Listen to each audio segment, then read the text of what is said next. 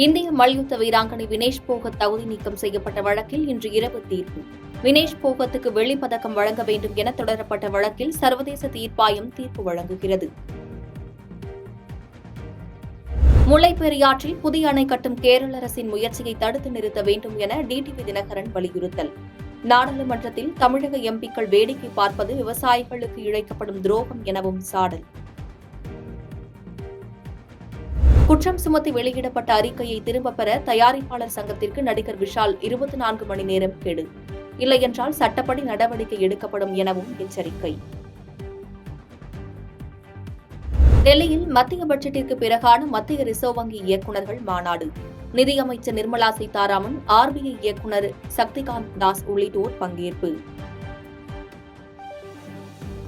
வங்கதேசத்தில் இருந்து பின்னலாடை தொழில் முதலீடுகள் இந்தியா வர வாய்ப்பு. தொழில் முதலீட்டாளர்கள் தமிழ்நாட்டிற்கு செல்வதற்கு சாதகமான சூழ்நிலை என மத்திய ரிசர்வ் வங்கி இயக்குநர்கள் மாநாட்டில் நிதியமைச்சர் நிர்மலா சீதாராமன் தகவல். நேர்மையும் உண்மையும் இறுதியில் வென்றது என மணீஷ் சிசோடியா பேச்சு. சிறையில் வடித்த கண்ணீர் மன உறுதியை அதிகரித்துள்ளதாக உருக்கம். நிலச்சரிவால் பாதிக்கப்பட்டு சூரல்மலையில் உள்ள முகாமில் உள்ளவர்களிடம் நலம் விசாரித்த பிரதமர் மோடி. பாதிக்கப்பட்ட மக்களுக்கு ஆறுதல் வழங்கிய அவர், இயல்பு வாழ்க்கை விரைந்து திரும்ப உரிய நடவடிக்கை மேற்கொள்ளப்படும் எனவும் உறுதி. பாதகம் செய்பவரை கண்டால் நாம் பயங்கொள்ளலாகாது பாப்பா, மோதி மிதித்து விடு பாப்பா, அவர் முகத்தில் உமிழ்ந்து விடு பாப்பா.